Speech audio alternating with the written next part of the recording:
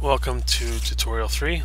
Overnight we continued to mine down our staircase that we made, and eventually we came upon sort of an open chamber or cave where we found a little bit more iron and coal.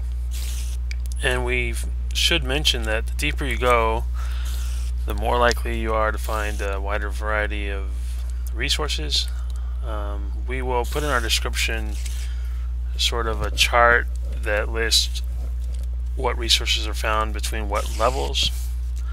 That way you can use that as reference. But again, as you dig down with your first staircase or tunnel, don't go below level 6, and I would try to probably go down at least to level 20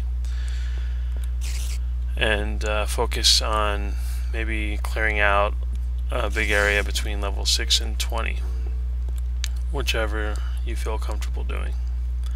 So this video we are going to go ahead and venture out again, collect some more wood, get some wool from sheep so we can make a bed. And is there anything else we should do while we're outside, Robert? Get some more wood. More wood. So as soon as it gets light, we will do that. I'm going to kind of peek out our window and see if I can spot any hostiles. I saw a spider.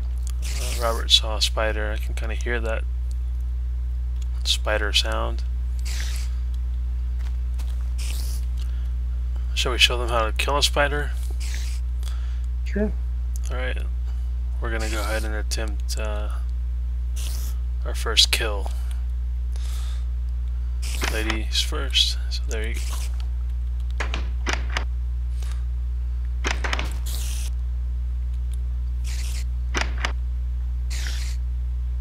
Ooh. And he's dead. There's the second one. Oh, watch out. Ooh. So it takes just a few hits, and oh, I have some action here for you finally. Strafing attack on skeletons. Yeah, you want to keep moving side to side if you can on the skeletons, because they are a ranged enemy, and if you stand still, they will keep shooting you. And you may notice I've lost 2.5 of my little red hearts here, and our goal today is to get some food so we can replace those.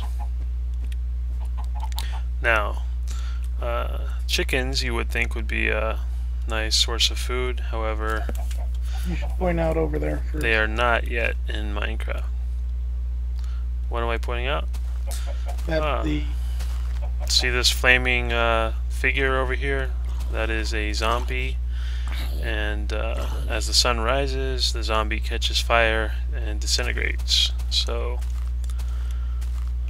sometimes they will have loot that they drop, and you can just run over it and pick it up. The only exception is if one of the zombies or skeletons is standing in water when the sun comes up, they will not catch fire, so be careful of that. So what are you doing here, Robert? So another cave system. I was getting some more sand for more windows.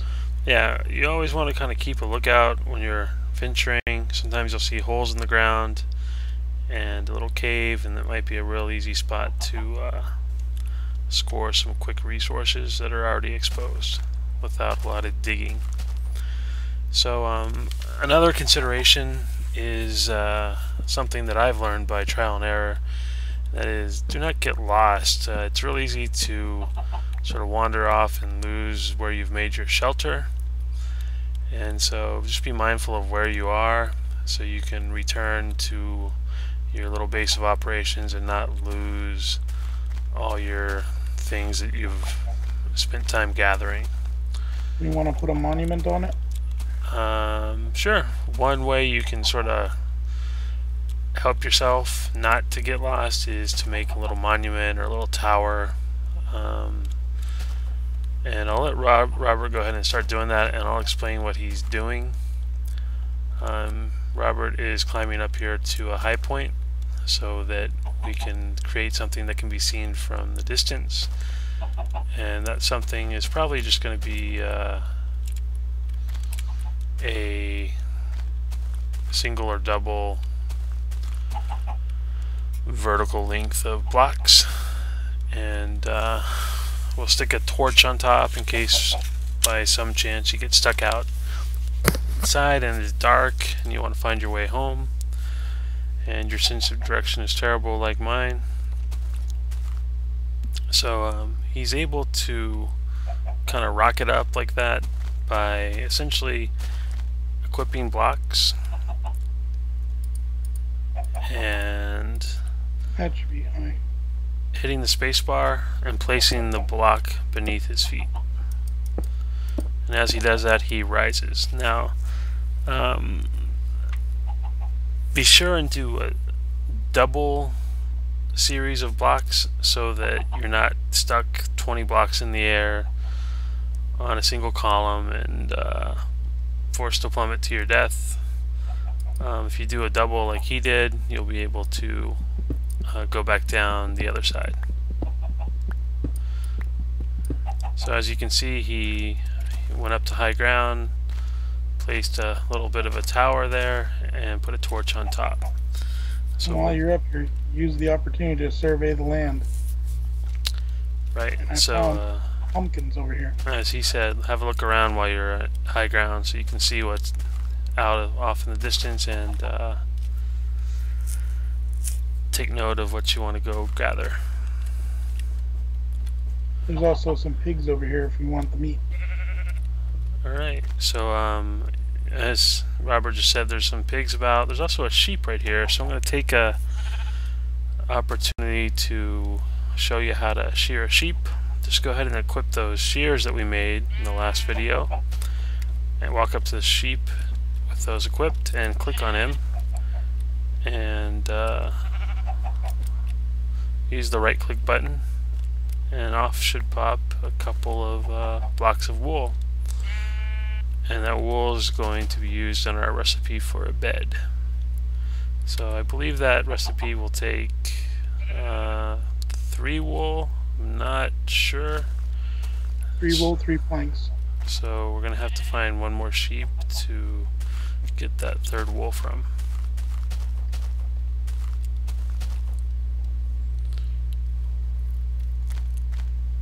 And also keep track of the sun. That way you know when it's time to start heading back. Yeah, another good tip is the sun is that big bright block in the sky, in case you haven't figured that out. Hopefully you have. It's directly overhead, so it's probably about midday, and it rises in Minecraft for some reason in the north and sets in the south. So kind of square that in your head however you want. Just realize that it doesn't necessarily rise east on the map. It rises north relative to the map. Over here there's another sheep if you got the shears on you. Alright, so he spotted another sheep for us to get the rest of our wool, and we'll go do that. And while we're out here,